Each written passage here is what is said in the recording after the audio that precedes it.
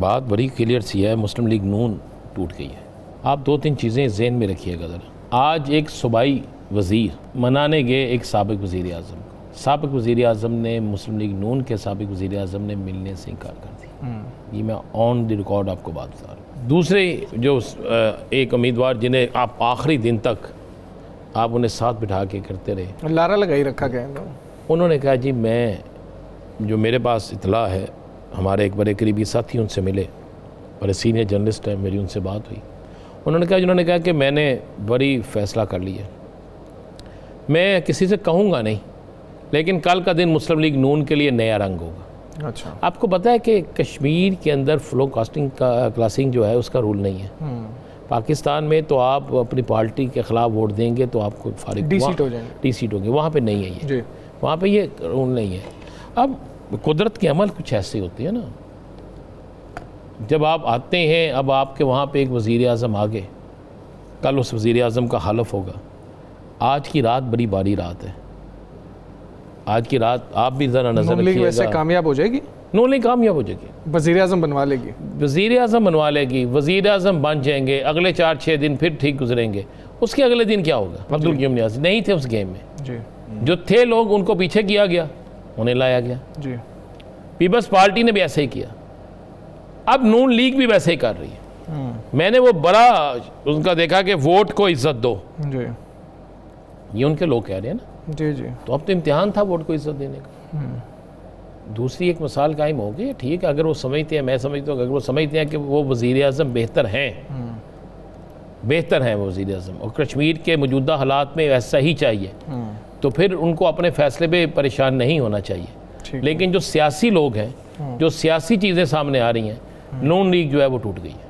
ठीक, देखें वफाक में, पिंडी में, इस्लामाबाद में बड़ा फड्डा चल रहा है हनीफ अब्बासी साहब का वर्सेस नासिर भट्ट साहब का। जी, वो फड्डा शिकायत भी लगाई है, शिकायत भी लगाई है, वो सारी चीज़ें सामने आ गई हैं। कह रहे हैं बड़े मियाँ साहब ने भी शायद सरजनिश की है। बड़े साहब ने बता मुझे, देखें बड़े मियाँ साहब जो इस वक्त तो वही है ना सब कुछ, जी, तो ये चीज़ें अब अंदर तकसीम दर तकसीम तो हो रही है, और जब तकसीम दर तकसीम होती है ना, मैं अक्सर कहता हूँ कि जब आपके इत्तेहादी आपको छोड़ना शुरू हो जाए, जब अब आपकी पार्टी के अंदर तकसीम दर तकसीम शुरू हो जाए, तो फिर आप समझ लें कि वक्त जो है ना वो ख़त्म होने वाला है, सूरज जो है वो तुलू होने वाला है नया।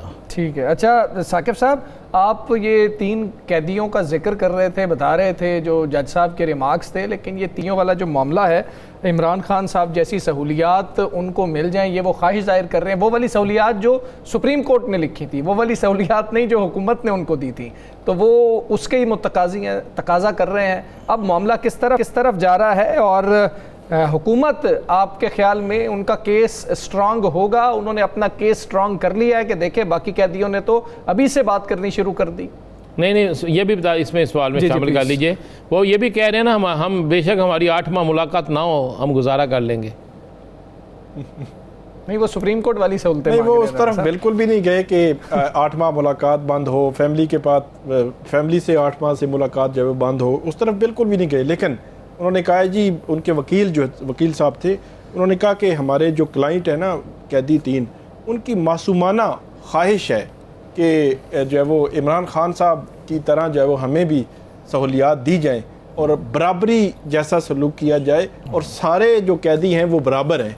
तो इस केस में हमजा साहब, तीनों कैदियों ने, एक तो शिफा इंटरनेशनल हॉस्पिटल या जो यहाँ पे कायद-ए-आज़म इंटरनेशनल हॉस्पिटल है, 2 प्राइवेट हॉस्पिटल हैं, इन दोनों में से किसी एक में उन्होंने कहा जी हमें इलाज कराने की इजाज़त दें और ख़र्चा हम उठा लेंगे। दूसरे एक कैदी हैं, उन्होंने कहा जी मेरी फैमिली होती है अबू ज़ैबी, तो इमरान खान साहब के बेटे होते हैं लंदन में, उनसे उनके बेटों की जिस तरह टेलीफोनिक गुफ्तगू करते हैं मेरी भी करवा दें। तो ये उनका मोटा केस है, और उस केस में फिर जो फेडरल गवर्नमेंट है उनकी जानिब से इसकी मुखालफत ही की गई है, और उनकी जानिब से कहा गया प्राइवेट वाला कोई चक्कर नहीं है, सरकारी हॉस्पिटल का रूल्स में लिखा हुआ है वो हम करवाएंगे, और बैरून मुल्क कार वाला तो वो कहता है तसव्वुर ही नहीं है, वो रूल में नहीं लिखा, जो रूल में नहीं लिखा हुआ तो नहीं लिखा हुआ, तो इसलिए वो जो है वो कानूनी तौर पर इनका जो क्लेम है वो दुरुस्त नहीं है। लेकिन हमजा साहब, इसमें एक अजीब ट्विस्ट जो है वो आने लगा है, क्योंकि इमरान खान साहब की जो दरख्वास्त है 16 सितंबर को फिक्स हुई है सुप्रीम कोर्ट में। आज दोबारा से एक अर्ली हियरिंग की दरख्वास्त दायर हुई है, वो अभी तक बज़ाहिर नहीं लगता कि इंटरटेन हो, क्योंकि नेक्स्ट वीक में 2 जो जजेस हैं उसी बेंच के वो नेक्स्ट वीक में अवेलेबल ही नहीं है। तो इसमें ट्विस्ट ये है कि ये जो इस्लामाबाद हाई कोर्ट दरख्वास्त सुन रही है ये आर्टिकल 199 के तहत है और इसके खिलाफ एक इंट्रा कोर्ट अपील होती है और इंट्रा कोर्ट अपील के बाद फोरम है वफाकी आईनी अदालत। तो आप ये कह सकते हैं कि ये मामला आइंदा आने वाले दिनों में, हाँ आप कहेंगे कि ये कैसे आगे बढ़ेगा, अगर तो जो अदालत है वो कैदियों को इजाज़त दे देती है कि जी प्राइवेट हॉस्पिटल में मुंतकिल कर दे, तो हुकूमत उसको चैलेंज तो करेगी क्योंकि हुकूमत ने ऑलरेडी इमरान खान साहब का ऑर्डर तो नहीं माना वो सुप्रीम कोर्ट का जी। और अगर मुंतकिल करने का दरख्वास्त मुस्तरद हो जाती है तो उस सूरत में भी जो कैदी हैं वो अगले फोरम पे जा सकते हैं। तो कहने का मकसद ये है कि इस पॉइंट पे कि क्या प्राइवेट हॉस्पिटल में किसी कैदी को मुंतकिल किया जा सकता है, आइंदा आने वाले दिनों में हमें देखना हो सकता है, हम देखें कि वफाकी आईनी अदालत में ये मामला पहुंच जाए और वफाकी आईनी अदालत ने ये टेकअप कर लिया, साकिब साहब इसमें एक चीज़ है, जजमेंट दे दी, उसके बड़े असरात होंगे। इमरान खान तो काट चुका, इमरान खान काट लेगा तो बाकियों का कीजे बनेगा, जिन्होंने आंधी वारी आना है उन्होंने तक ही बनेगा जी। वो तो कभी भी जिंदगी में प्राइवेट के अलावा सरकारी क्या, वो तो वीआईपी भी नहीं काट सकते, वो मुल्की भी नहीं काट सकते। ठीक है, ये अब शायद वो ये समझते हैं कि हमारा टाइम गया, लेकिन हर शख्स यही सोच रहा होता है, हर हुक्मरान यही सोच रहा होता है कि शायद अब हमारा वक्त नहीं आएगा, लेकिन सैनिटी प्रिवेल करनी चाहिए। हम यहाँ पर ब्रेक लेंगे, ब्रेक के बाद वापस आते हैं। स्टे विद अस।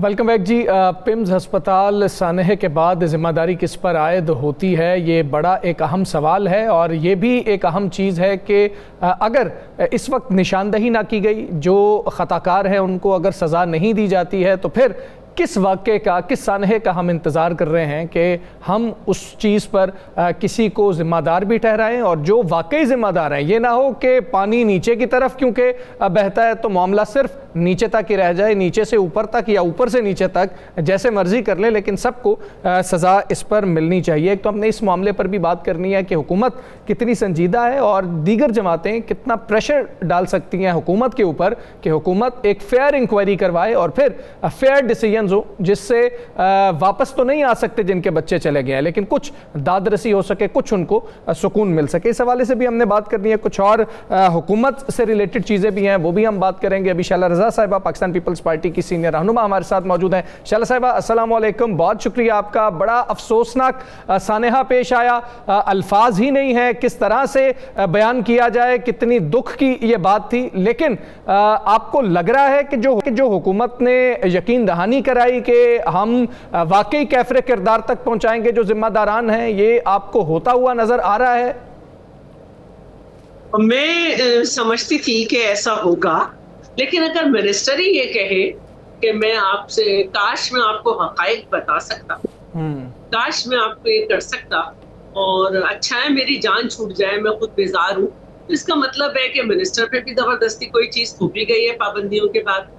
और ऐसी क्या बात है कि मिनिस्टर जो हैं वो बार बार ये कह रहे हैं कि मुझे रोका जा रहा है कि मैं सच बताऊं, तो फिर मैं कहाँ से सच निकालूंगा?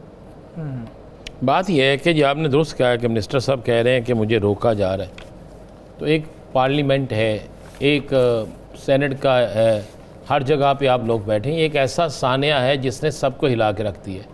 इससे पहले भी बहुत बड़े, इससे भी बड़े साने हुए हैं। पाकपतन में आपको पता है ना, 20 बच्चे ऑक्सीजन ना मिलने से ज़िंदगी की बाजी हार गए थे।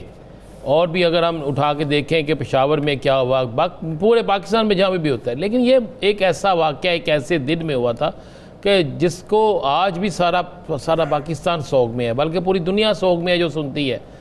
तो फिर ये किसने बताना है? अगर मिनिस्टर साहब नहीं बता रहे तो फिर किसने बताना?